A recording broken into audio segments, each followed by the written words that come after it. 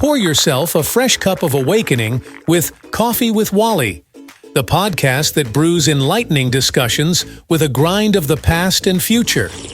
Join host and seasoned broadcast journalist Wally Wood of the Wood News Group and co-host Andy Valudes, the marine marketer and master strategist from Marketing Dynamics, as they explore the past, present, and future. Dive into a world where technology and globalization intersect with prophecy. Each week, Coffee with Wally links ancient and recent history to tomorrow, making sense of today's rapid changes through the lens of Revelation 13. Don't miss any episode.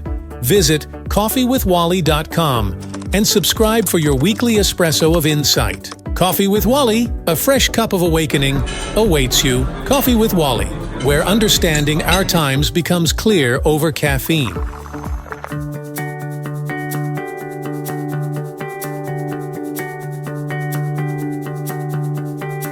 Are you ready to transform your future and rethink dieting? It's not just a diet, it's a decision that can change your life. Discover how my friends Alan and Angie shed over 192 pounds in record time and are now living their best lives, looking and feeling 20 years younger.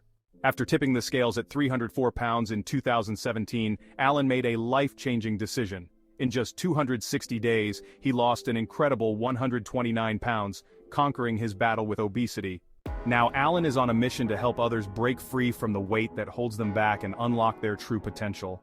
Transform My Future and Rethink Dieting isn't just about losing weight. It's about gaining control, confidence, and a healthier, happier you. But remember, this coaching is not intended to diagnose or treat any condition, and it's no substitute for professional medical advice. Ready to take the first step? Visit transformyfuture.com/Wallywood and start your journey today.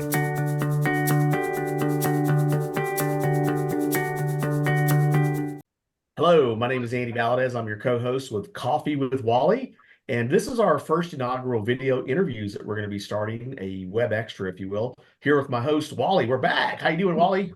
Hello, Andy. We're good to be back. So we always have this, we're back, because we never know when we're going to be raptured. So we make a joke. We have two fine guests. You want to go ahead and introduce our guests and kind of kick it off? Okay.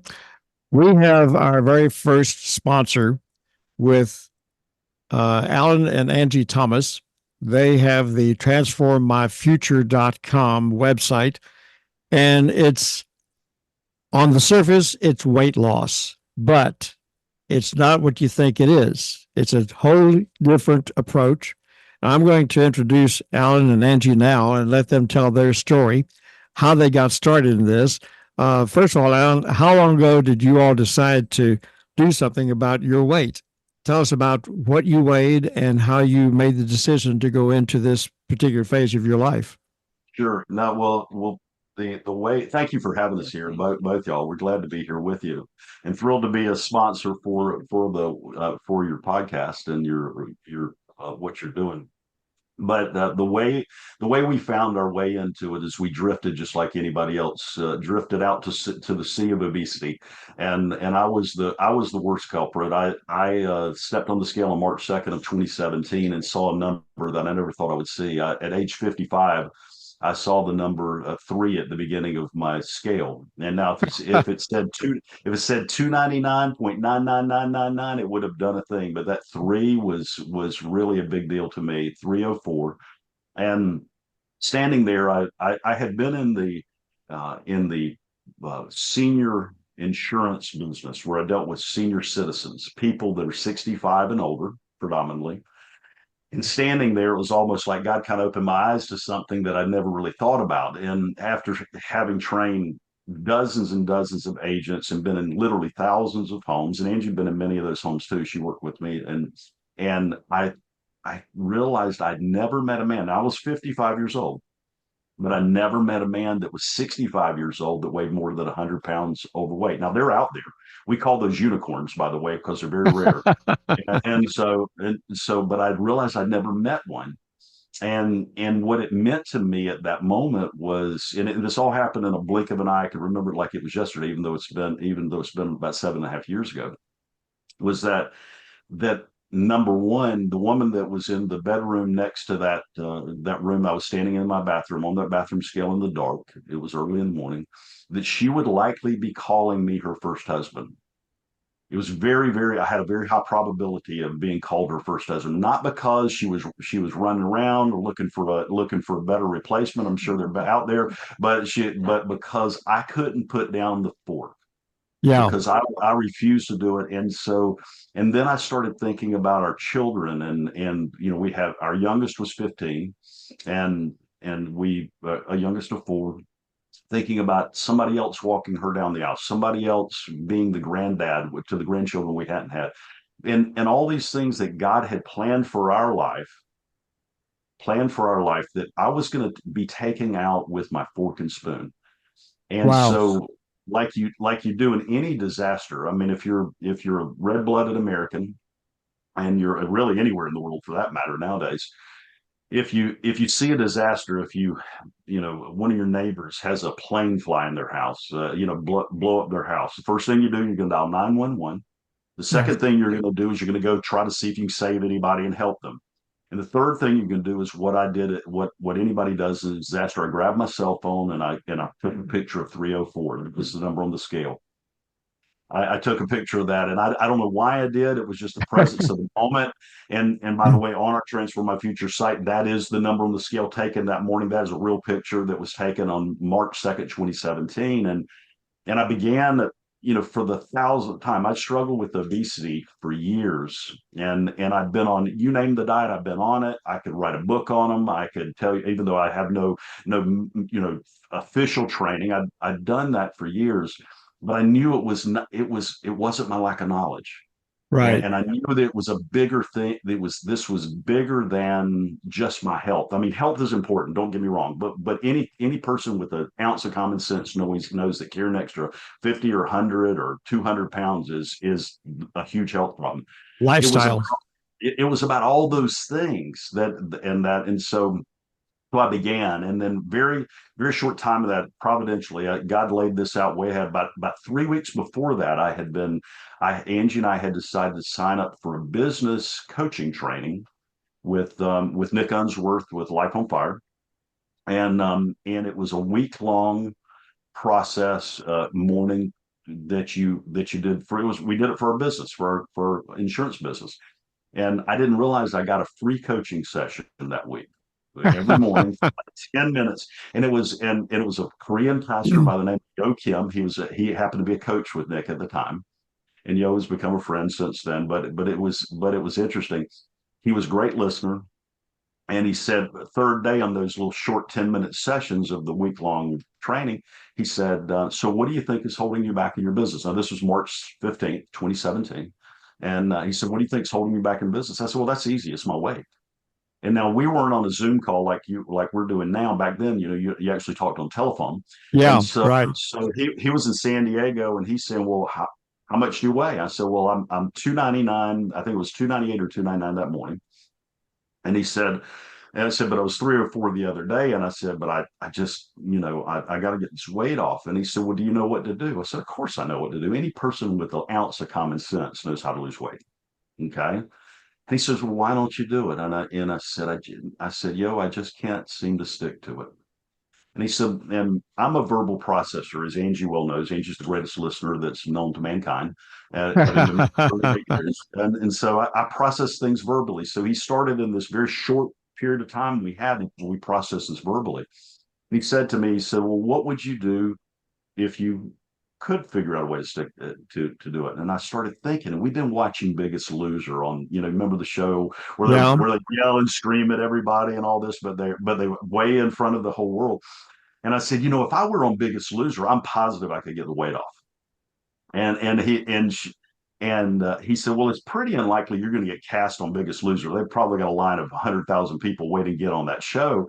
He said, what could you do instead? And I began the verbal processing. And I said, well, and I knew the minute the words dripped out of my mouth that I wanted to take them back in. I said, well, if all my friends from church and from high school and junior high and my neighbors, if they knew what I was weighing every day, I know I could stick to it. I said, I guess I could post my scale on Facebook. And I was like, oh, I want that one back. And Wow. he said, wait a minute, Alan, stop there. He said, do it right now. do it right now. And I'll never forget this. Like I said, this is like it happened a few minutes ago, even though it's been 7.5 years. And he said, Alan, I said, can I wait till I'm 289? Like that's a big deal. That's still morbidly obese, just for the record, for a 5'11" man. And so I said, can I wait to 289? Because my shame was so high around it. And he says, Alan, this is a tipping point in your life. There's something going on here. He said, do it now. And so I did this post. I had about 200 something friends on Facebook. I never posted on Facebook hardly ever back then. And I said, I'm going to 175 pounds by no, and I did a calculation that I knew how to do just from common sense. And I did a calculation. I said on November 22nd, 2017, I'm going to weigh 175 pounds, and I need y'all to bear witness to this. I need you to be a witness to this. And so push that send button. And the next thing that happened, I'll let Angie tell. So that part. Well, I was slightly surprised to see on Facebook that Alan had posted this, because we have always talked about big decisions or whatnot, and this was a pretty big one, because it affected more than Alan. It affected, I wasn't thinking really of myself, I was thinking of our 4 children, their parents that might see, and so forth. I mean, everyone knew he was, large. I had some weight to lose, but honestly, so many people do. I didn't stick out because of my weight, Right. but I mean, 63 pounds. Let's face it, that's a small child. So that I ultimately lost.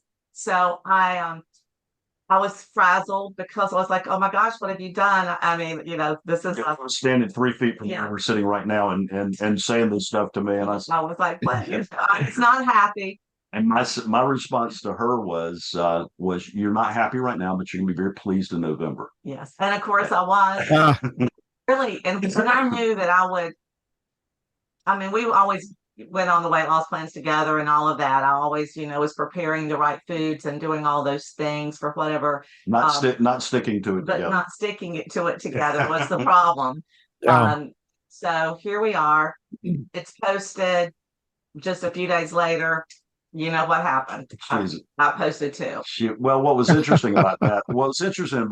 It dawned on me, and I won't say the name of the company. And part of doing this was interesting. Having been in literally dozens and dozens of different weight loss strategies and diets, you want to call them, exercise plans that never worked. They all worked. They just didn't work for me because I didn't stick to it. They didn't work for Angie. Angie didn't have the struggle that I did, but she was of the belief that she could hide her weight, just like most people are.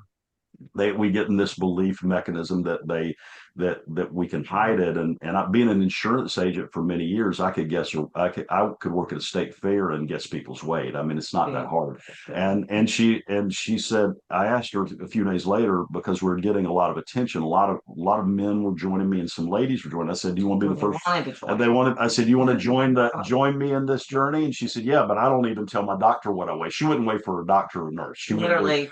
She was almost some altercations there. Yeah, she had about rare times I went to a physician. About the knockdown dragouts. We were healthy except for our obesity. Yeah. We were healthy except for our obesity, and that's the lie that people buy into. And I told her, I said, Angie, I can guess your weight within 10 pounds. She said, you cannot. And I guessed it within 2. Yeah. And she was 188. I said, I love you no matter what size you are. And by the way, you're people who struggle with their weight that believe their spouse loves them, but even though they're obese, their spouse will love them at their ideal weight too. Okay. Yes. That's one thing we found to be true. So it doesn't, but she tolerated my weight. I tolerated hers. And so, but the point I make with all of this is, she joined the journey. Then when she realized she couldn't hide it, and something magical happened, Wally. It was as though we got real about it. And it was never the diet. It was never the diet, Wally. It was always the decision. The decision. Yes. And we didn't plan to, be weight loss coaches and work with people. We never in a million years. We were just, people asked me, we were on a panel with a group of probably 60 physicians, and they said, well, what are your qualifications? I said, we were miserable failures until we weren't. And so, because we live in such a time and this is the thing. I know your audience are believers. You know, we're Christ followers. We're forgiven, thank goodness. But we're thank the Lord. But we're not perfect people. But we are forgiven. And what's interesting is we we buy into this lie. And the enemy, as we were talking before we went on air, that we buy into this lie that Satan has been using since the apple, that it's going to be okay. Food, you know, you need food, so you can't, you know, and we buy into all these stories and we cope with it. And what I believe is happening right now is we've got the greatest opportunity in the Christian community ever. Our obesity rates in the Christian community are as high or higher. I can't find data on the exact numbers, but I believe it's higher than the general public. Obesity is at 42%. You know, in the U.S. There's 942 million people that are obese worldwide, growing by more than 90,000 people a day. And all those stats don't matter because these are individuals. These are men and women who have calling on their life. They have, and the enemy's using it to get us to hide in shame. The enemy's using it over and over. And to break that down, just so we really realize how many people are dying every day, every 7 to 9 seconds, every 7 to 9 seconds, one person is dying of an obesity-related illness, whether it's Wow. heart, type 2 diabetes, Yeah. all of the many things. Every 7 to 9 seconds. Yeah, That's amazing. Is that not just, I mean, but here's the thing from a believer standpoint too. We get a lot of believers tell us, well, God knows when I'm going home. I said, yeah, he knows when the drug addict's going home on the final, he's omnipotent, omnipresent, and I forget all the omnis. Right. Right. He knows it all, but would that drug addict who took the heroin overdose, would that drug addict did God have plans for him had he not taken the drug? Did God predestine and I'm gonna get into all the theology pieces of it. Well, does he have something better for us? Yeah, than we ourselves have imagined. And thank you, Wally. I appreciate it. You know, so many people in the Christian community, like I was talking about, the enemy's been using this since the beginning of time. I mean, he's been using, and what more ingenious way to take a believer out than obesity? Because number one, our culture right now says it's okay to be obese, although people are dying from it. That's okay. They're saying, you go into the stores, and Angie shows me these pictures of these models that are, you know, plus size, and I don't. There's no shame in it. I'm not trying to shame people, but I want people to wake up, and because from a believer standpoint, you know, this is the greatest opportunity that's ever existed for revival in the church. Okay, I believe it. Okay. I really do. People say, well, obesity, weight loss, how does that make us think about it? Okay, think about it. If a drug addict gets clean, it gets all kind of press. You know, God did that. If a marriage is restored, it gets all kind of press. If got all these different challenges that we have as believers, all these different things, you know, but the only one you can't hide, the only challenge you can't hide is obesity. You can hide drug addiction, you can hide infidelity, you can hide pornography, you can hide alcoholism for a time, but you cannot hide obesity. It's impossible. Okay. Okay. And so think about this, and this is what I encourage when we're working with our clients. People don't ever see this. I said, you know, for example, Pastor Scott Tharp, who's one of our starter clients, he dropped 90 pounds. His church changed. I mean, he was already a great pastor. But they saw him transform. A 5'8" individual go from 260 pounds, which is morbid obesity at 5'8", to 170 pound, the version of himself he was created to be. It impacts people. You can't hide the change. What would it look like if non-believers walked in and saw the people of God changing before their eyes? Yeah. They saw 40 to 60%, 40 to 70% is the overweight and obesity, 42% obese or morbidly obese, 70% overweight.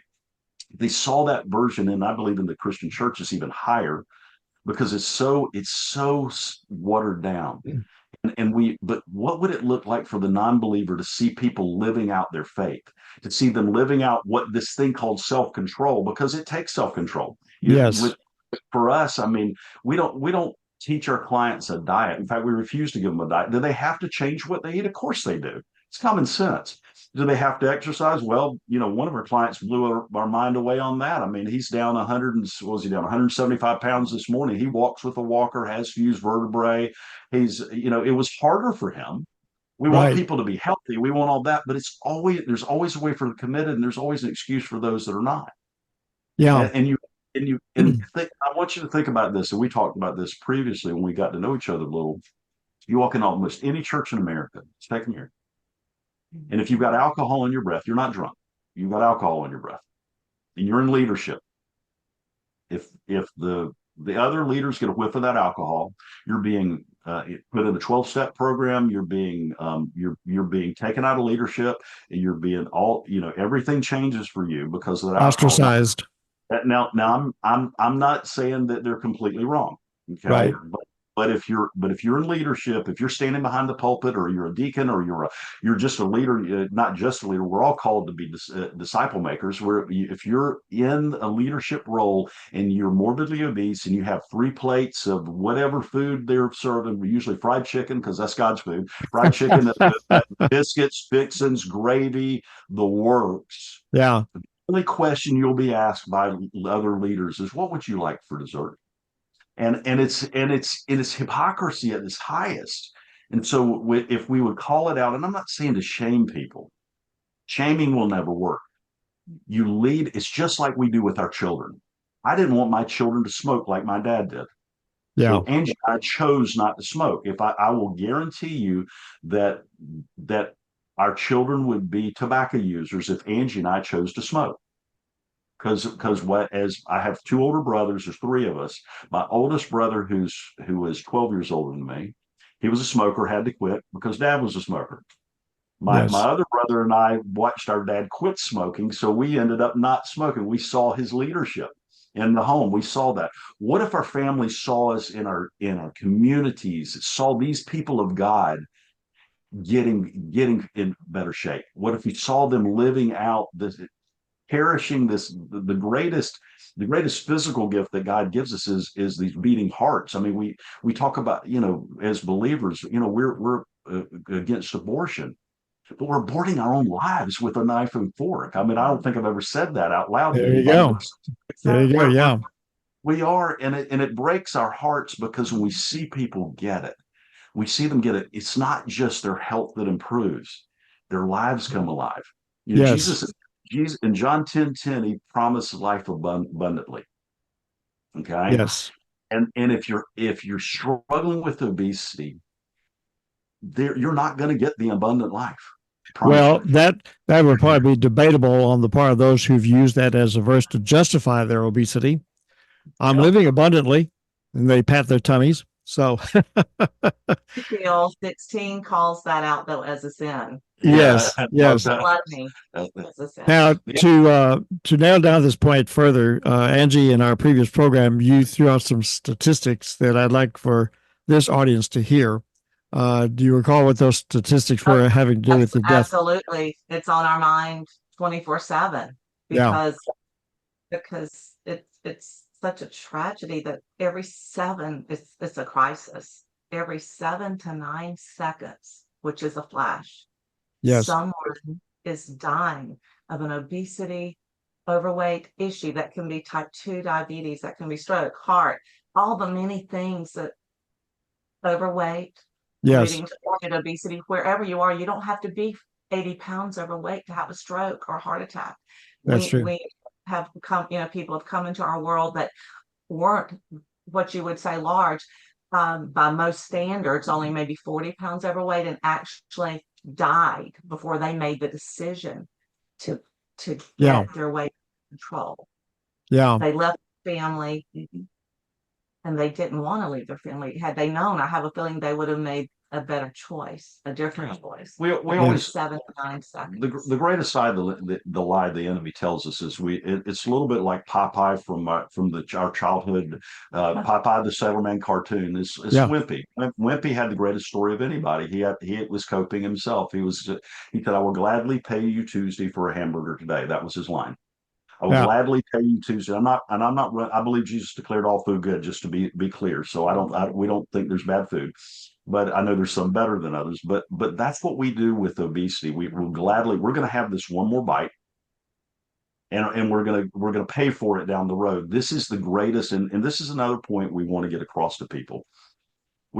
I don't believe God forbids debt, but God certainly discourages debt. Talk to anybody who's been in the Dave Ramsey financial peace process. God discourages debt. He says, get out of it like the gazelle runs from the cheetah. And so, but obesity is the greatest debt we face because we're trading our time in the future for something now that we want more now. That's all debt is. Debt is trading a future payment for something you want now. But Angie and I do not have a Ferrari because it would be difficult for us to pay for one today. Okay, she would Okay. like one, I guarantee you. And so we choose not to buy the Ferrari. So not that we could, but I'm using an extreme example because we would have to use debt to do it. If I'm eating in such a way that increases my weight, for men, obesity is a 20-year price. Okay, those are statistics. They can look it Yeah. up. Even if I'm 80% wrong, if it's only a 2-year price, you're paying 2 years of your life with your obesity. 10 years, 20 years, 20-year average for men, and it's 5-year average of less life for women. Okay. And these are Okay. choices people are making. These are and so they make those choices. That's a debt. They're paying it, they're paying their debt of their extra bite of food with years of their life. Yeah. And for women, while they do not die as early as men, they are medicated. They are on the couch. They are just existing. We've met many of those women in our previous life. Yeah. They may have been 70 years old, but they're on Yeah. oxygen. They have So no let's real. let's take this into the area of what it is that you do when people come to you, without giving away any trade secrets. I know on your website that you got 5 steps that you take your clients through. Can we go through those? Yeah, I'm happy to. I mean, they can go to the transformmyfuture.com/Wally Wood and watch one of those trainings. That's something we set up for your audience. But what we do, first thing people have to do is they have to get crystal clear on what they want. And the way we do this with people, number one, most of us have spent our whole life if we struggle with weight. I just wanted to lose some weight my whole life, some weight. I just want to lose some. Some Yeah. is not a. You got to get really clear, and the way we get people clear is, and I want people who are listening to this to ask themselves if Jesus walked in your house with the version of yourself you were created to be at your present age, what does that version weigh? It's amazing how that cuts through the truth. It's like a double-edged sword. It will cut through it. I don't know where we got that question, but people automatically know. That's first thing. Get crystal clear. Second piece of the equation is start thinking. You already know what to eat. We've had people come in our program lose more than 100 pounds that have never been on a diet and use this philosophy. Okay, you have to do the work. You already know what to eat, and people say, "Well, I don't know what to eat." Okay, if your entire family were taken hostage, okay, and the only way to get them back alive is to eat in a fashion to where you release or lose one of those pounds every single week. And you can't ask a doctor, nutritionist, dietitian, physical fitness expert. You can't even consult Google on what to eat. Could you save your family's life? And they will always say yes because they'll find a way. And the client, by the way, the client who we walked through more than 100 pounds of weight loss, who was in that situation, I said, "What would you do to save your 2 daughters and your wife's life?" He said, "Well, I'd eat less." I said, "That's where you start. You have to be willing. First thing, you have to know where you're going. So knowing where you're going, you have to have data. Just like if you're running a business, if you're in church leadership, your church have to have data about membership, you have data about finances, you have data about what the electric bill is, you have to have data. So weigh every single day. That's one thing. Get on the flipping scale. You're not hiding from anybody but yourself. Get on the scale every single day, not once a month because it makes you feel bad, but know your data. Second thing is tracking it all. When you track it all, people come to us, "Well, I don't want to track anything." I said, "Okay, that's fine. When's the last time you did it? When's the last time you checked your bank balance?" "Oh, I check it every day." You're willing to track money, but you're not willing to track. And we don't believe in tracking one thing. We believe in tracking everything because you don't have to do it forever. But when you become an expert on you, you'll really, and I'll give you an example of one of our clients that he dropped, I think, 80 pounds with us. He understood his data so well. He had 4 weeks of no weight loss, but he should have been losing weight based on his data. But he knew that sometimes payday on the weight loss doesn't come the next day. It comes over a period of time. He was in his 5th week and he dropped 8 pounds in 1 week. Now he didn't change anything in the 5th week, but I question, did he lose 8 pounds in 5 weeks or did he lose it in one? He lost it in 5 weeks. It just showed up that day, at that time. We don't know our body. I mean, and that's what happens. So you have to get clear on your data, get accountable. We have, custom accountability plans we build with people, but you got to get accountable because it changes your standard. It changes who you are when you're really accountable. I'm not talking about the accountability where somebody knocks a Twinkie out of your hand because when you're on the golf course or something. I'm talking about the accountability where you make a declaration and you say, I'm going there, watch me. So get really specific. Second thing is track everything. You don't need a diet. You already know what to eat. Create your own. Okay. Third thing is get really accountable. The fourth piece of the equation is weight loss doesn't begin with really any of that. Really, it ought to be the first thing. It begins with why you're doing it. Weight loss became really clear when I knew that Angie was probably going to be married to some good-looking doctor or something because, yeah, it make it got weight personal. loss. You gotta have a reason why you're doing it. And then if you can't do it on your own or you don't believe you're doing it, then have a mentor to walk you through it. We're not the only people out there that do this, but those are the 5 shifts. But as people go through this process, they need to understand that it's not going to happen in 5 minutes. It's not. But if we underestimate, we always overestimate what we're going to do in a month.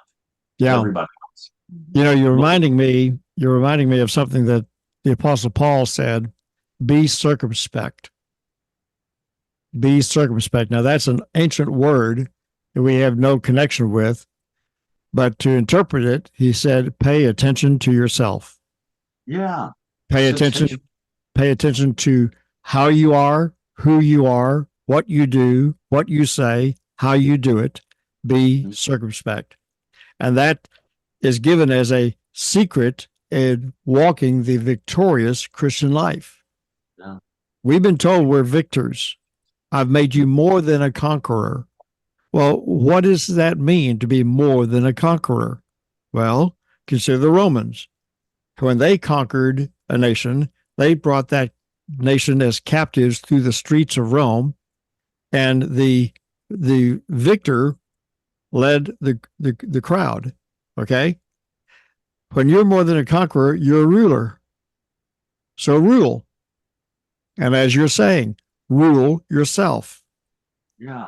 Don't become your own victim. Well, our culture's teaching people all kind of things, but the biggest thing is they're teaching us it's okay to be the victim. Yeah. It's not okay. You have control. This is and this one thing I want to get across too, because we've seen things happen that are literally, I mean, they only could happen by God. It's not us. We're not that talented. We're not, Angie and I aren't God. That's for sure. Right. And so, but the point I say, when people will follow the process that we walk them through, they see areas of their life open up. It's almost like the creator of the universe is sitting out there saying, if you'll get this one simple area, it is the simplest. It really is. Now, yeah. It's easy. No, it's the simplest thing in the world to lose weight. It really is. It's not easy, but if they'll get this simple area under control, this thing called self-control. Yes. It's like God sitting there saying, I'm going to open up the floodgates for you in other areas, but I've got to be able to trust you with that body I gave you. I've got to be able to trust you with it. And it's not blaming other people, not blaming yourself. Give yourself grace, but give yourself the gift of doing the work. And people say, well, I can't do. I get it's so funny. I'll never forget the guy was talking about earlier that I think might have been the last podcast that he's released 175 pounds. He thought I was a lunatic. And I mean, he did. Because I said to him, I'm positive we can get you to your ideal weight if you'll do the work. I said, and I'm not talking about push-ups. Now, this guy walks with a walker, fused vertebrae, heart attack survivor. He was the unicorn at age 70. Yeah. And and today, he was almost 71. 3 years later, he's 175 pounds down. And I had him take a selfie of himself that day that I told him that, because he believed that we would do it. I convinced him, and I wasn't trying to get his money. I was trying to save his life, because this is a good man. This Of is a good course. man the world needs. He is no joke. And I said, take a selfie. He said, when you told me to do that, I thought you were nuts. He's unrecognizable. He's Yes. lost the equivalent of, I think, two Backstreet Boys, I believe, at this point. But, yeah, I mean, And he was really hopeless. He had actually, the day he found somehow rethink dieting on you don't know how he Facebook, found he us. really Yeah. doesn't know. He had been to the doctor, weighed 388 pounds, and literally was going home to just eat himself into oblivion. He really thought, I'll just get to 400 pounds and more or less it'll be over. I'm Yes. myself to death. What do I have? What are my choices? And then now he just celebrated another birthday a few weeks ago, and the outpouring of love and the inspiration this man has been for others in his community and our rethink dining world, he is just amazing. And we're just grateful that he did discover us, Yes. because he does have so much to give.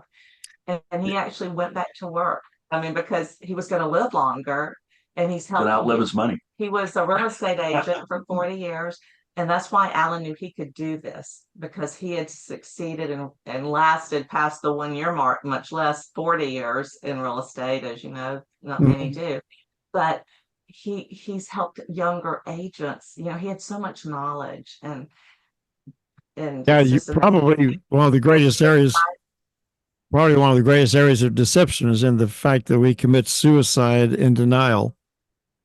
Yeah, that's true. And that's it. I mean, I used to look around the beach. We live on Amelia Island, Florida. We live a mile from the beach, and we'd be down there with our kids. And what I would do is I would look around and find somebody more obese than I was, and I could find them, because the fattest people hang out at the beach. I promise you.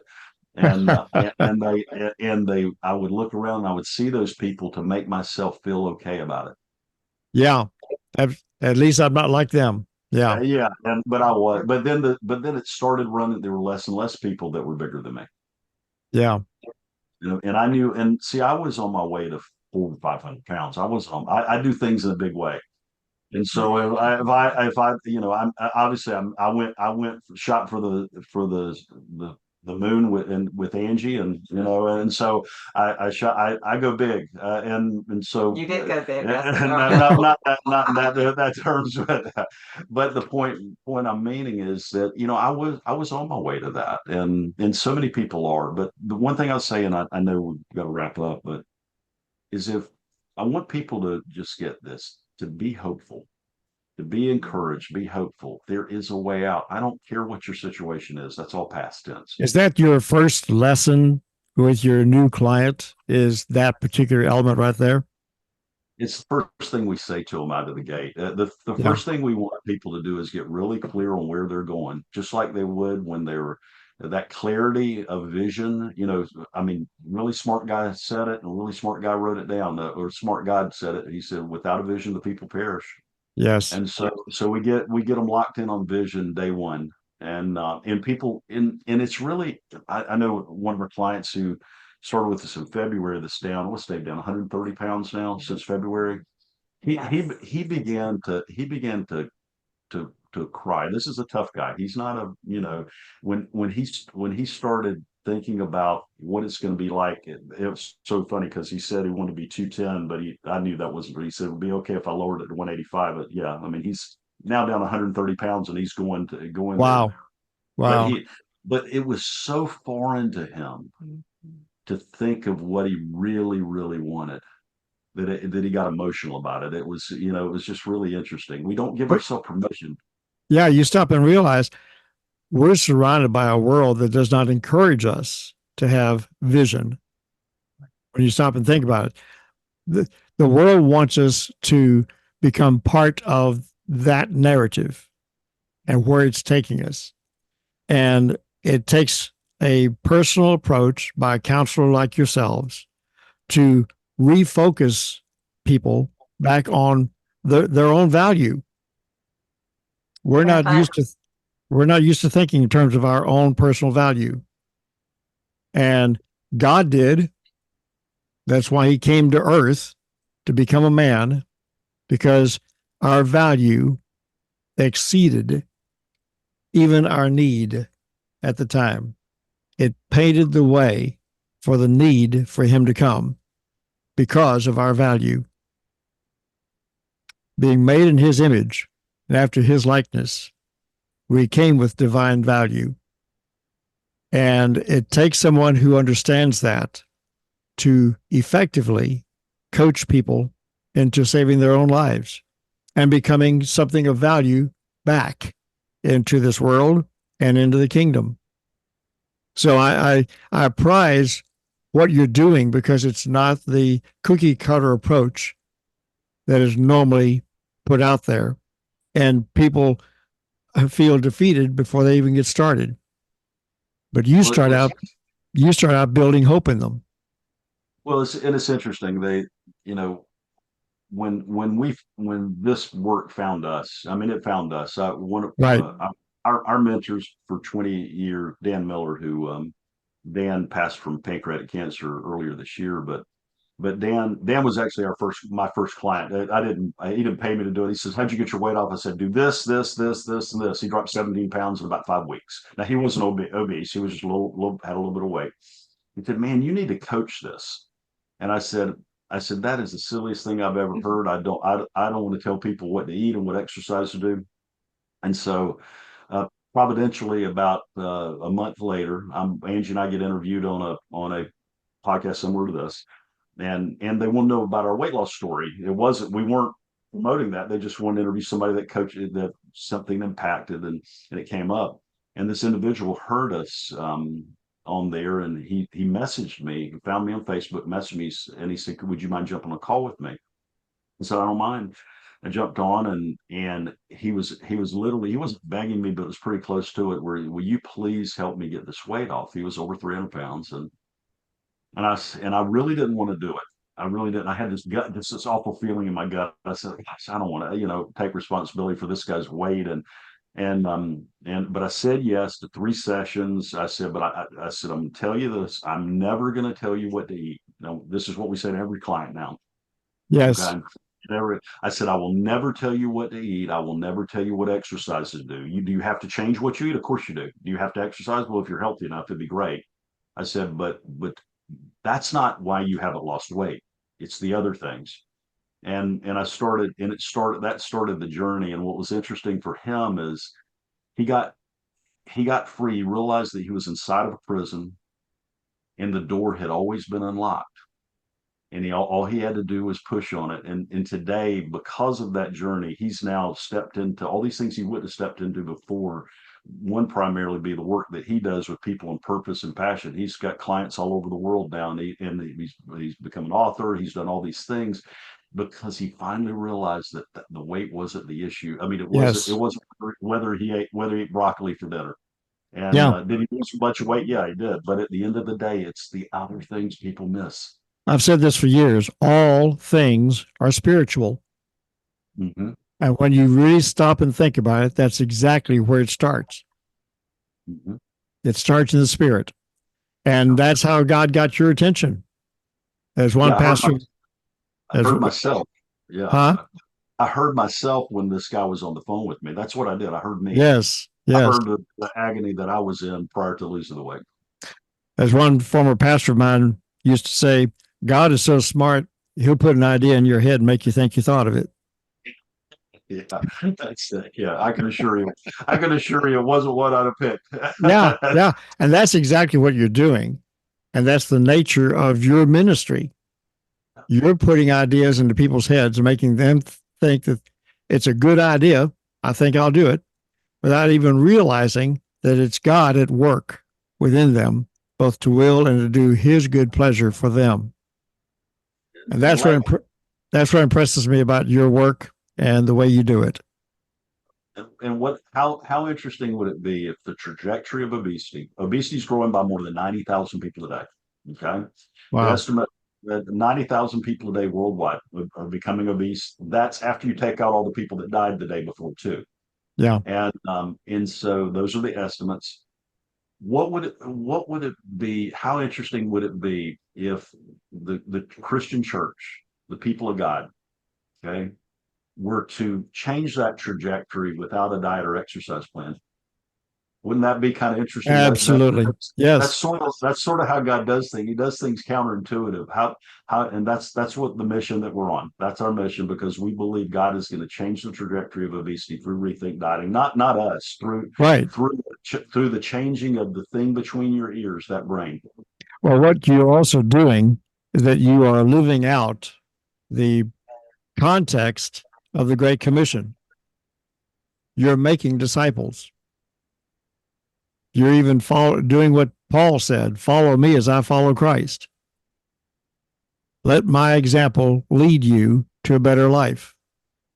And so that's why I'm excited to have you come in, and how the Lord opened that door for you to come in, because there's more to your story than just the story of weight. You're actually putting forth an example on how you disciple people. And the church at large needs to know this. You, again, you're talking to a guy who's grown up with the Bible.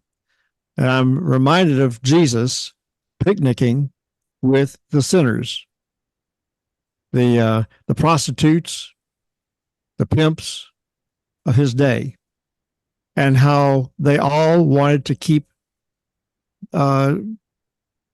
picnicking with him. He never turned them away. He didn't make them feel bad. And it's always been a curiosity of mine from the time I've started studying it as a child. Jesus, how is it that, being who you are, that you could picnic with people who were totally different from you and make them feel comfortable? And that's what you're doing, the both of you, is that you have discovered a way.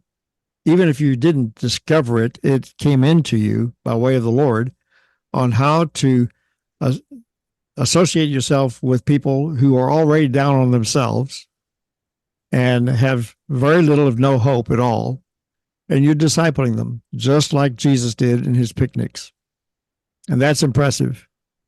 And I think that this is part of the model that we want to put forth in these podcasts and in this ministry, because the time is growing very, very short. And opportunities like you and I have are going to be curtailed officially in the days of darkness. But we're always having one-on-one individualized ministries. And that's what the Lord's granted to you. And you're doing it in such a way that it gives him glory. And I applaud you for that. And I'm so grateful to have you all on board, because I want everybody to know your story and to feel comfortable with you enough to come on board with you and have you coach them the rest of the way. Again, I say it is a couple of things. It's just this process is it easy? No, it's not. Nothing's worthwhile is going to be easy. Right. The growth that you have, and I want people to grasp that, what I said earlier, more is caught than taught. You can preach from the pulpit, from the state house, the Capitol grounds, from every place in the world. You can preach it all, but if you will show people, Yes. like it's like the gentleman who I was mentioned that never had been on a diet, that lost more than 100 pounds with us. We never met his wife. We never met her. Okay, until we did. And he says, I want to introduce to you my wife. She's lost more than 100 pounds also because of my journey. Amen. See, this is what gets us excited about it, is the exponential component of the people we don't even know. And we see that happen over and over and over again. Yep. That's what discipling produces. It's the fruit of discipling. It spreads. And I commend you all. And I think that, I hope you feel the appreciation coming from my end. That's as well. And the attachment that we're making here for the sake of a large audience that has probably not a weight problem, but they've probably got other problems as well. And just from your sharing your side of the story, the way you have, it's encouraging them to have some hope and to do something about it. Yeah. Well, that's the reason. The reason we do what we do. We just reaching one more man or woman. Amen. Tell them again the website that they can go to. They can go to transformmyfuture.com. That's spelled out transformsfuture.com. Hard for me to spell it all at once, but no spaces or anything. / Wally Wood. And everybody knows how to spell that, but I'll do it again. WALLY WOOD. If they'll go there, transformmyfuture.com / Wally Wood, they can watch that 5-step strategy. We watch about a 40-minute training that we do, and every single client we've actually had people that have done nothing more than watch that and have started dropping weight on their own. And Amen. Watch that, follow it. It works. And if they need more help, they can reach out to us. It's got a way in that training. They can reach directly out to us too. Welcome aboard, the two of you, Thank Alan you, and Angie Thomas. And Andy, I'm going to turn this back over to you so we can close the program. And thank you all for joining us. And we look forward to moving forward with you all. Us as well. God bless you all. All right. Thank you, Wally. Thank you, Alan and Angie. It's been awesome to listen to this. My wife and I have been together 43 years, and about 4 years ago, I hired a fitness trainer, and I realized the change in the results of our eating and spending on food. And we're both on our journey to maintain our weight. In the Marine Corps, there's no such thing as a fat Marine, right? You don't mean any. It's required because of the fitness and energy that's, to defend your nation or whatever. But then, a lot of Marines, once we leave, life happens. So yes, there's one other thing I wanted to make mention, because you shared with me. This is why it's, Wally's on mission focus. I'm mission focused, and really to reach men and also married couples. I know that's part of your mission as well. And you had mentioned that there was a statistic that, if like most people in a divorce because of money, finances. The other one is usually adultery. But what's number 3? Number 3 is weight gain, obesity. It's really interesting. We saw that it didn't surprise us, but it kind of did, honestly. I mean, it's because people people tell themselves all the time, well, my spouse loves me anyway. No, your spouse has tolerated you anyway. Are we the same spouse? I mean, are we the same person that our spouse married, size wise? I mean, Yeah. because if you're not physically the same, your brain is not the same, because you're in shame, you're in all these many things. And I'm not talking about 5 or 10 pounds. I'm talking about 40, 80, 200. And I just want to add, and there wasn't a good spot, but I just feel like I really need to say this as a spouse. Well, yes, I dropped 63 pounds. That is a lot of weight. But the last few years before this journey, when Alan was, it's a gradual weight gain. You don't gain 20 pounds a year or 20 pounds in a month. And, when you live with someone, you see them but I loved him, and I was, nothing changed in that way. But I went to bed most nights when we had that last kiss, and I wondered if he would wake up. Yes. I did. And I'm so, excuse me, but That's right. I was scared that he would not wake up, because if he would have a heart attack or a stroke, and I wouldn't know to help him during the night. And our Yes. children worried as well. We never said a word. We, never wanted to embarrass or shame my husband, because I loved him. I still Praise do. God. So he's much trimmer.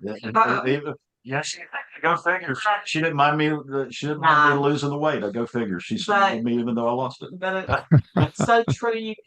And you don't know what your spouse, your children, and your parents. I mean, parents lose children to their children dying to obesity. I mean, and I mean adult children. Right. And it doesn't have to be that way.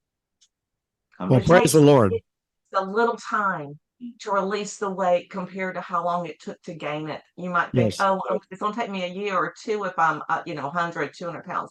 Oh, it's so worth it, though. We dropped 192 pounds together in 260 days. It doesn't have to take years. People say that, and I don't say that to impress people. I say that to impress upon them. It's just like Israelites spent 40 years in the desert on an 11-day walk. It's because they were looking for shortcuts.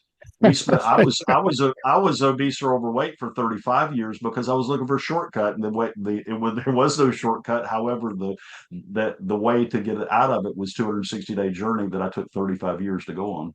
Well, I'd say that the two of you set 10,000 demons fleeing because you Wow. did it together. Wow. Praise God. Haven't heard that one. I like that. I think God's Yes. secret weapon today is marriage, the husband and wife that get it together. So with that being said, Wally, I kind of tweaked our out message that we normally do. You've been watching Coffee with Wally Wood. This is our inaugural video interviews with some of the people that are moving the kingdom forward through their testimony, through their mission. And that was a powerful testimony, Angie. Wally, here's our tagline now. Well, I'm not going to use it for the future, but for this podcast, Coffee with Wally, we're understanding our times and our future becomes clear over caffeine and a few less calories. You like Amen. That sounds good. All right, so tune in for our next episode. Thank you again, Alan and Angie. Thank you, Wally. Thank you all. Thank You're you so listening to much. Coffee We enjoyed with being Wally. with you.